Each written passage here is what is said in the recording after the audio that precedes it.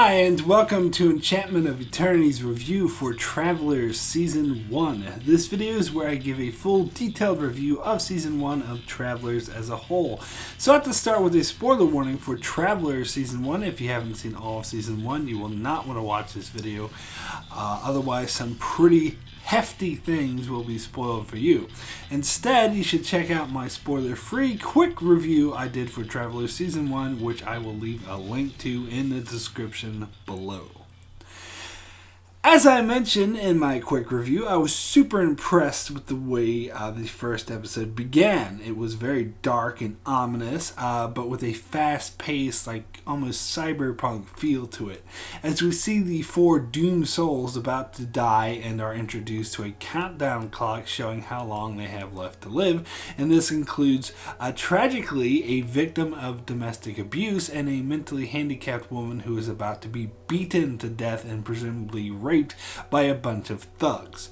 It's really hard to watch. However, the tragedy is spun on its head when instead of dying, time travelers come and take over the bodies. And in the case of the mentally handicapped woman, she fights off her attackers, scaring the shit out of them. The potential victim of domestic abuse averts the violence by sending away her would-be killer.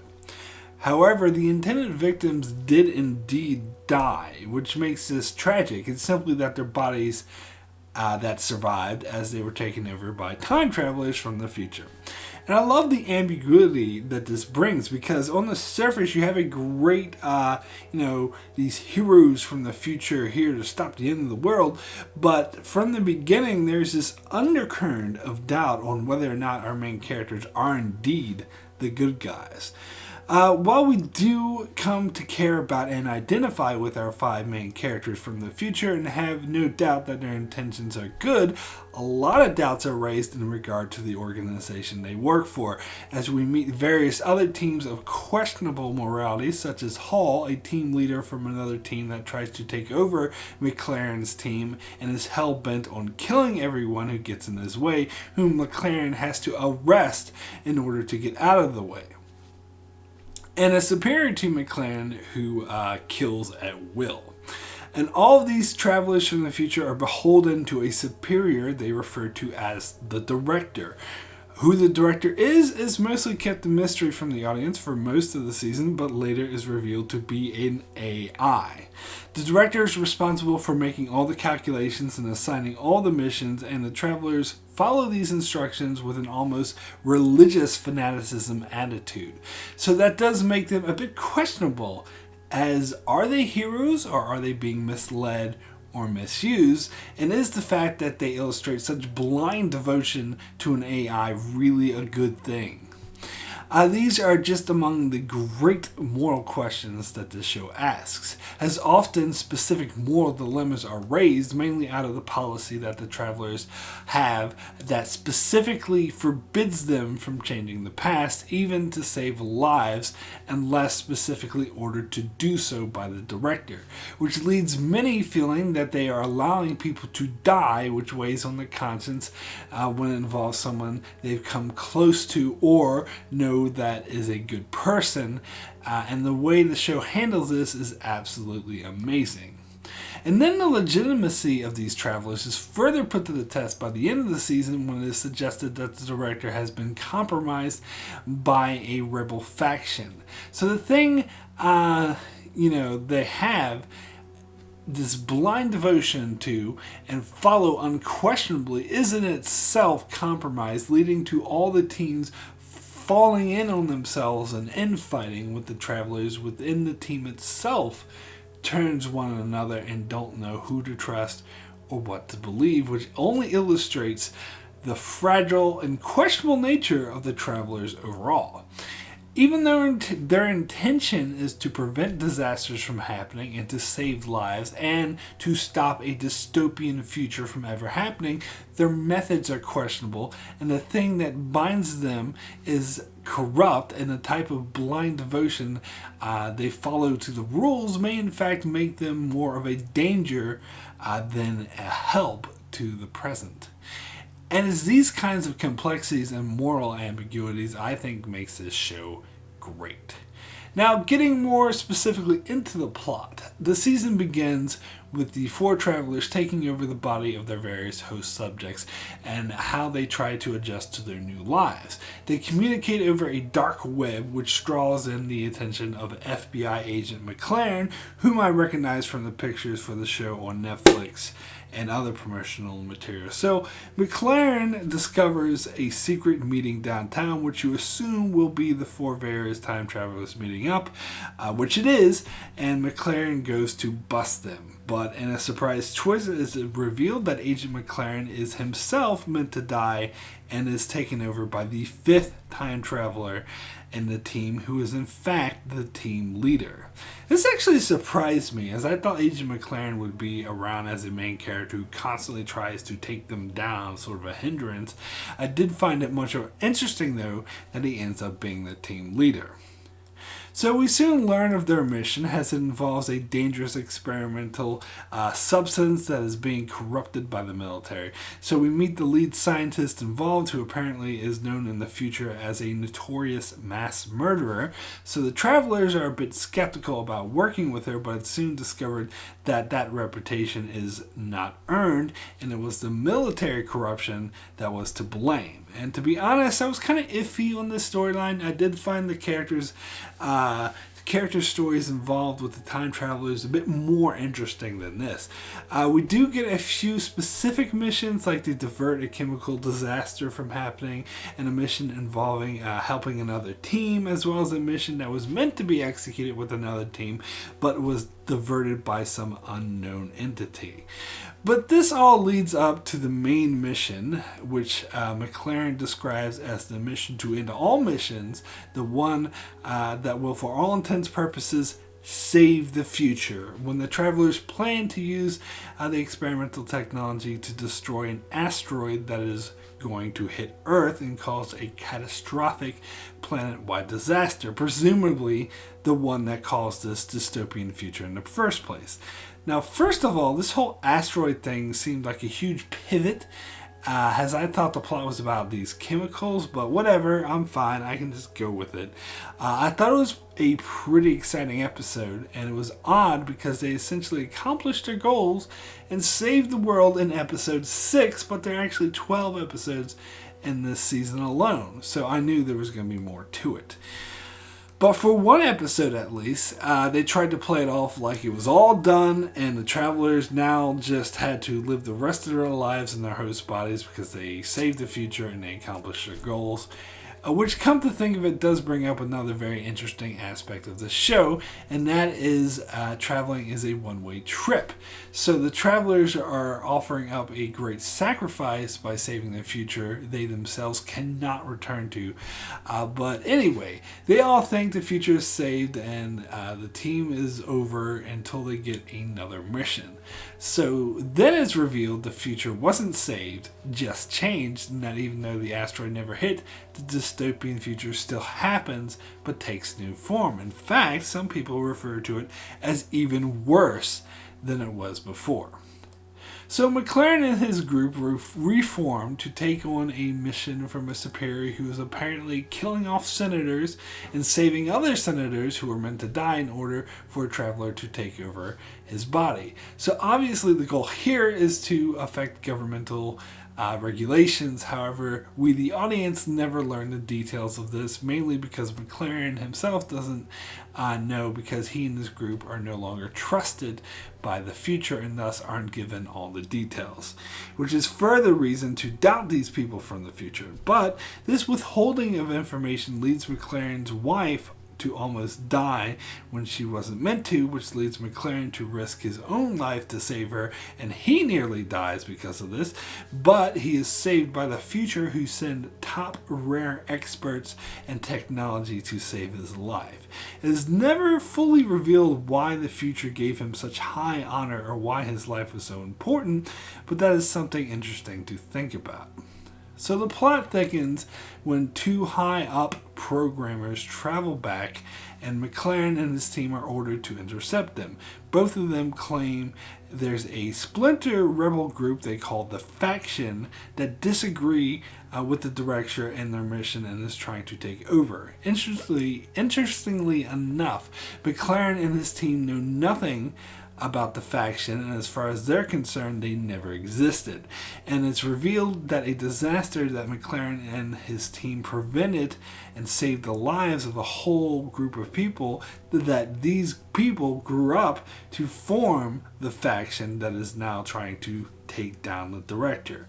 So this sets up an interesting philosophical dilemma that's been pondered over, that if you travel back in time and stop a disaster from happening and save a bunch of people, what if one of those people you saved, who was originally meant to die, grows up to become an evil dictator or commits all these atrocities? It's essentially like the butterfly effect. By changing one thing, it has an unintended side effect and unforeseen changes. So I found this extremely fascinating. But things get worse when assassins are sent from the future to kill these programmers whom they claim are being sent from the Faction that has taken control over the time travel technology, but who can be sure?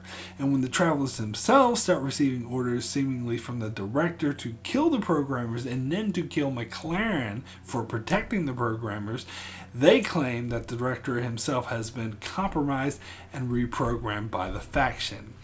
And so nothing can be trusted. I found this an absolutely exciting, mind-bending storytelling device that worked extremely well because no one could be trusted, and in fact, nothing could be trusted.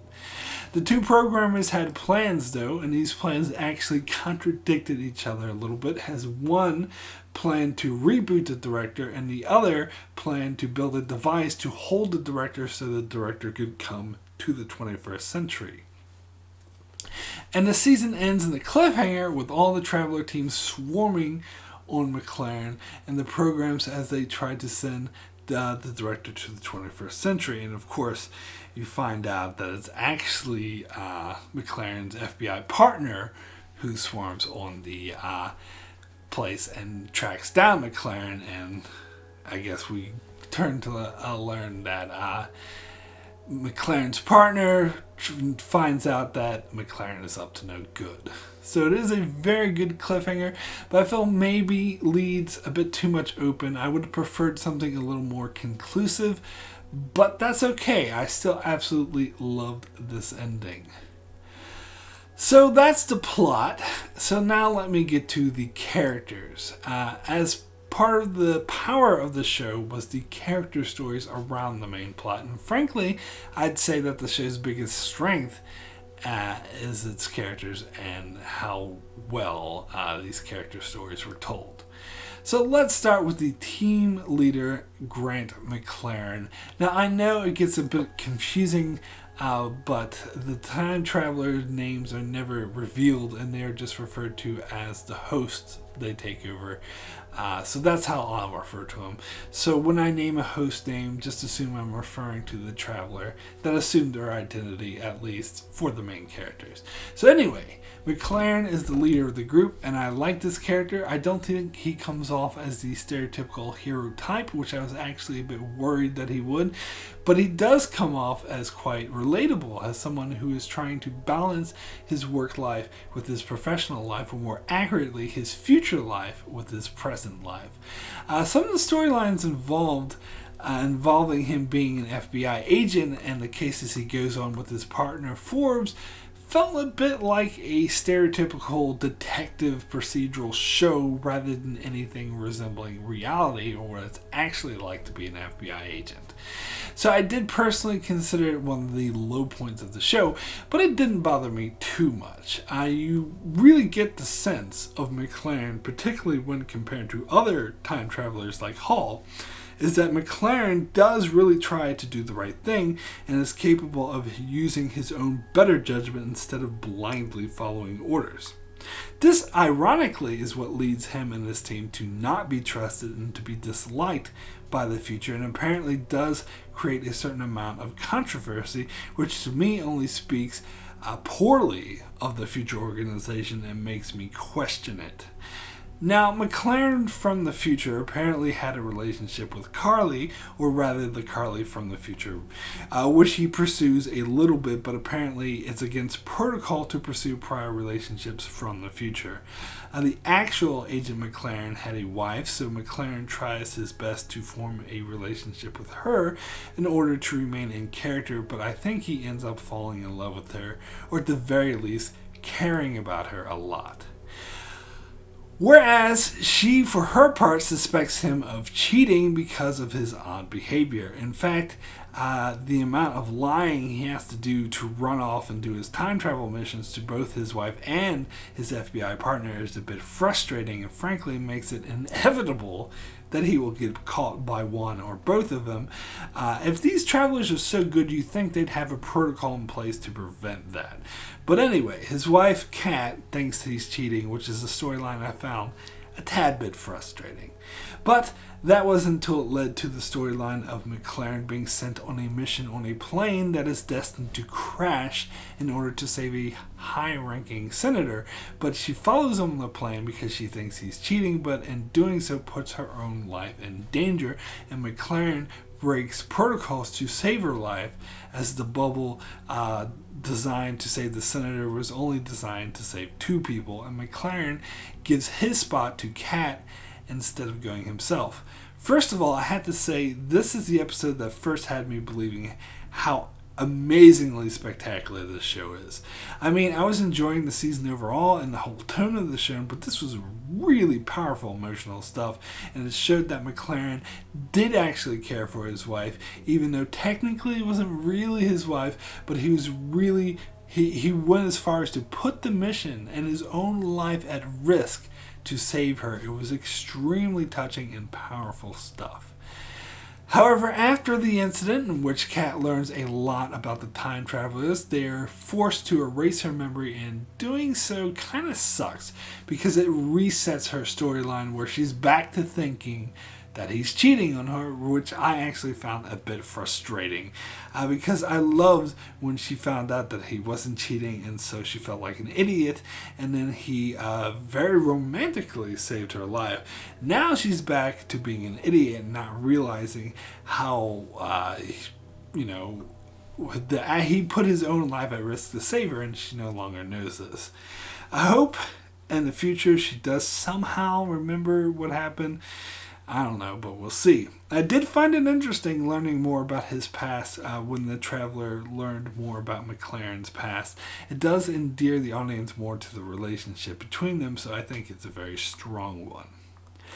However, it's not quite the best relationship on the show. For that, let's move on to our next character, Marcy. So this traveler is the team doctor or medic who was accidentally sent to the mind of a mentally handicapped woman, so the fact she could suddenly speak and interact coherently with no difficulty all of a sudden was of course very alarming to those that knew her. The traveler who took over Marcy, of course, had no idea her host was differently abled, as this was one in a long line of examples of the future screwing up, as they read a fake social media profile that Marcy made as an exercise and thought it was the real thing. I actually really like that the future can fuck up on a regular basis. Dealing with something as complex and intricate as time travel, it does make sense. Plus, makes them feel more human.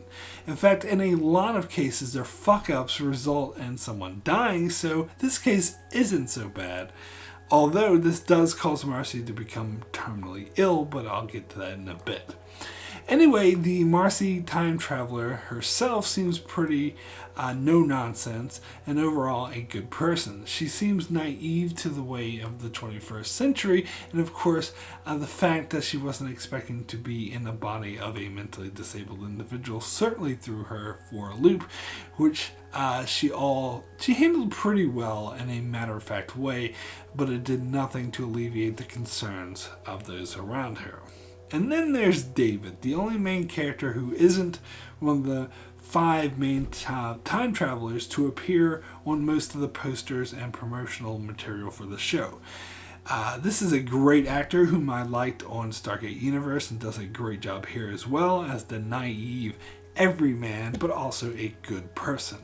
As he was Marcy's counselor and is shocked more than anyone else when Marcy starts functioning without a disability. But he really cared for her and helped work her through the process of her new life. In fact, he was downright overprotective of her, but Marcy didn't take offense to this and in fact welcomed his help, and slowly over time opens up to him more, and I dare say falls in love with him. And yeah, I think the relationship was the best in the show. I totally bought it. It was built up to nicely over time, and the relationship was sweet. You really pulled for the two of them. Of course, it starts out really slow, but towards the end of the season blossoms into a full-on physical relationship. However, things are complicated by the fact that Marcy is dying, and when a programmer from the future offers a solution to save her life, Marcy doesn't find it ideal, as it involves rebooting her, that is, sending the consciousness that originally traveled to the past back into Marcy, thus effectively erasing all of the memories she's acquired since arriving there. And she's unhappy with this plan, mainly because she doesn't want to lose the connection that she gained with David, which shows how much she does care about him, and that she'd contemplate dying rather than to lose what she has with him. However, the programmer decides to execute the plan without her permission, and Marcy loses all of her memory, which resets her relationship with David. Now, unlike when Kat and McLaren's relationship was reset, I actually liked this and thought it worked well for these character stories, as it creates a new dynamic, where David still feels the same way about Marcy, but she doesn't even know who he is. But I liked how this was handled, as Marcy does seem open to the relationship and does trust David, and it's interesting the concept of someone being told by others that they care for someone that they don't know. Things could pair out the same way, or they could not. It leaves the relationship in a more interesting place. And it also sets an interesting dynamic for Marcy, a part of the team, as the team has grown on its own. The team has grown close to each other, and she has no idea about that. And I like at one point that she lashes out, pointing out how difficult this is for her, and how she feels like an outsider. So it is a pretty interesting storyline, and I like how it was handled. So another person on the team is Philip, who is another example of the director fucking up, as he travels back to the body of a heroin addict, and of course he inherits the physical addiction. Now, this screw up is actually worse than the one with Marcy, or rather easier to avoid, as Philip did die from a drug overdose, so not that hard to figure out that he was a drug addict. Apparently, it was officially reported that Philip never did drugs before the overdose, but that was a lie his parents told to make him look better, and that was way too easy to figure out. So this makes the director come off as a bit of an idiot to make such a blatant mistake. And every time there's another team, they always seem to blame Philip for his addiction. Hell, even Marcy blames him after she's rebooted, which is ridiculous, as it's obviously the director's fault, not his. Interestingly enough, though, Philip's function on the team is the team historian, which apparently means he has a photographic memory and is able to remember all of the historical events that happened in this time period to which the travelers traveled to, but specifically who died and when, so he could predict who the potential hosts will be. It's interesting that someone who uses their mind so much is the one who ends up in the body of a drug addict. Also, not so coincidentally, on his first arrival, he's forced to witness the death of two people whom he could have saved their lives had he intervened, but protocol from the future prevents him from doing so. So this weighs a lot on his conscience, and perhaps his drug addiction makes this worse. And he's driven mad by this, and eventually he lies to his team and tells them he was given orders from the future when really he wasn't, in order to save a child's life. They save the child's life, but the future isn't happy about this, and his team turn on him. And Marcy helps him deal with his addiction, so he learns to cope with this. So that was an interesting crisis of character, but other than that, I didn't find the character that interesting, as his drug addiction storyline became a bit tiresome. Considering that his addiction was purely physical and that it was inherited from someone else, I find it a bit hard to believe that it took him so long to wean himself off of it. I understand that real-life addicts carry their addiction for their entire lives, but since his addiction was purely physical, I doubt it would be the same for him. But regardless, even if he still struggled with the temptation, he should have gotten over the physical symptoms of withdrawal well before the end of the season. It seemed to be taking forever. But more to the point, the story had grown tiresome. This seemed to be an issue when you make a character a drug addict as a storyline, as you can only take it so far. Lost had the same problem with the character Charlie, as even the writers themselves admitted they didn't really know what to do with the character after a while, and his story got a bit repetitive. I think the same dilemma could happen to Philip. However, there is a bit more to him than his addiction, so I hope they play on that more. He, for example, is the team's primary source of income, as he also memorized all the racing results so he can win bets and lottery and stuff like that. This turns to an interesting storyline later when some of his bets lose, when all of them should win. That shows that things are changing, perhaps due to their tampering of the timeline, and those effects come in many forms, and that is interesting. And then there's Trevor, who is okay, I guess. He's kind of a cliche concept, that of a mature old man who goes into the body of a teenage boy. And it's not just any teenage boy. He's a star football player who's apparently an asshole, because all of his friends are assholes as they bully, steal, and sell drugs. And frankly, I didn't care much for this storyline, which was mainly shown in the earlier episodes of the season, so when they moved beyond this, I was very happy. His relationship with his girlfriend was somewhat interesting, as although she also seemed like an asshole, she seemed more open to change and accepting this new Trevor. His relationship with his parents was okay, but frankly, I'm happy to move beyond that as well. It was a bit cliched too that his parents thought he was cheating on the tests, and that's kind of dumb that he did so well on them on purpose. I mean, he should be doing a better job at pretending to be Trevor, whom he knows is an idiot, but whatever. He does come to appreciate his guidance counselor, Grace, which does lead to a somewhat interesting storyline when he finds out Grace is meant to die and be taken over by Traveler, and he tries to prevent that death. It's somewhat repetitive with Philip's storyline, but it is a nice twist for this character. In particular, when he fails to save her life and the Traveler takes over her body anyway, and he has to deal with the consequences and is noticeably really upset by this, even though he knows that she was meant to die. So finally we come to Carly, who takes over the body of a domestic abuse victim with a baby son. Carly is the team's security officer, and again they're playing against types by having an abused mother be the muscle of the team.